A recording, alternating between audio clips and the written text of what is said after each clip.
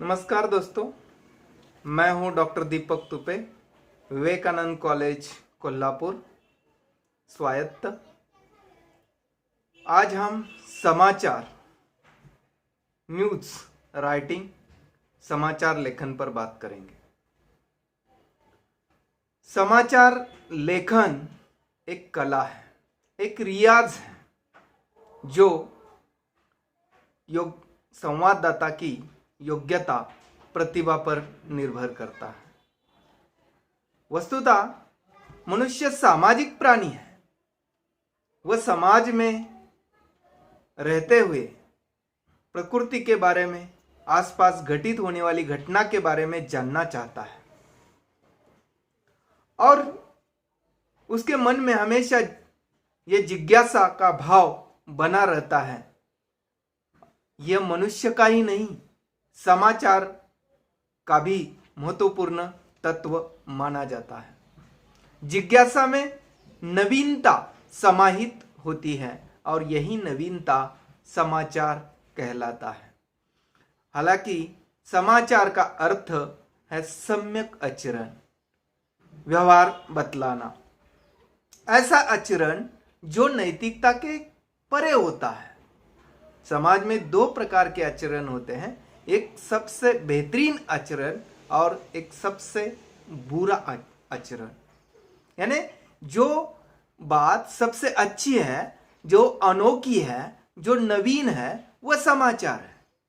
और जिसमें नवीनता के साथ साथ बुराई में भी नवीनता, बुराई में भी अनोखापन होता है, तो वह भी समाचार का हिस्सा बन जाता है। समाचार के लिए अंग्रेजी में न्यूज शब्द कहा जाता है।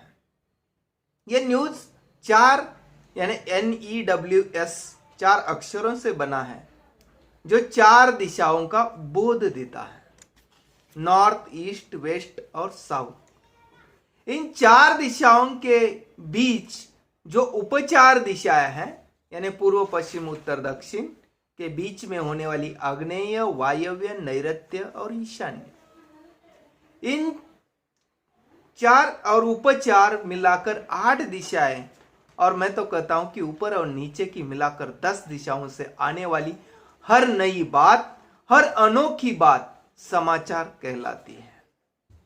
यानी समाचार में इसके लिए हिंदी में बहुत सारे शब्दों का प्रयोग किया जाता है, जिसमें सूचना, संवाद, जानकारी, विवरण, वृत्तांत, वार्ता आदि शब्दों का प्रयोग समाचार के लिए किया जाता है।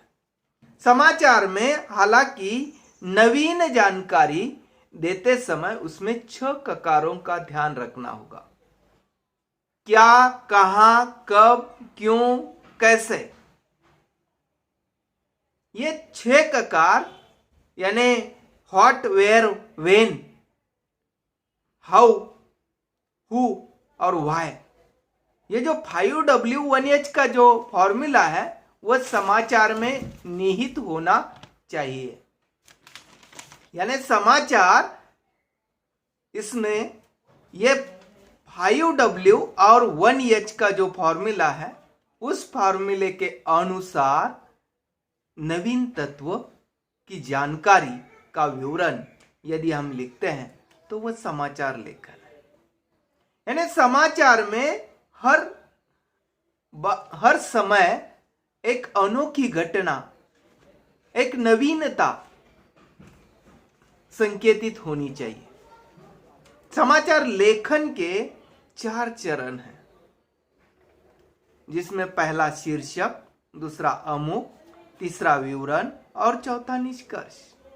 शीर्षक में शीर्षक समाचार की आत्मा होता है और शीर्षक के कारण ही पाठक खबर पढ़ता है। इसी कारण शीर्षक जो है वह समाचार का शीर्षक लुभावना, पाठकों को आकर्षित करने वाला और पाठकों को आगे की खबर पढ़ने के लिए लालायित करने वाला होना चाहिए। यानी उसमें वह गुण तत्व होना चाहिए जो खबर को पढ़ने के लिए मजबूर करे, विवश करे। उसके बाद शीर्षक के बाद आता है आमुख, जिसे हम इंट्रो या इंट्रोडक्शन या मुखड़ा या अमुख कहते हैं, जो समाचार का संक्षिप्त सार होता है। संक्षिप्त आशय समाचार का उसमें होता है, यानी यह संक्षिप्त आशय यानी संक्षिप्त सूचना ही है। समाचार की यह संक्षिप्त सूचना यानी इंट्रो या इंट्रोडक्शन है। ये तीसरा जो तत्व है वह है विवरण। विवरण में यहां खबर विस्तार पाती है और समाचार में के विवरण में जो संक्षिप्त सार दिया गया है अमुक में, उसका विस्तार कैसे के रूप में विवरण में आता है। और उसके बाद आखिरी में निष्कर्ष आता है।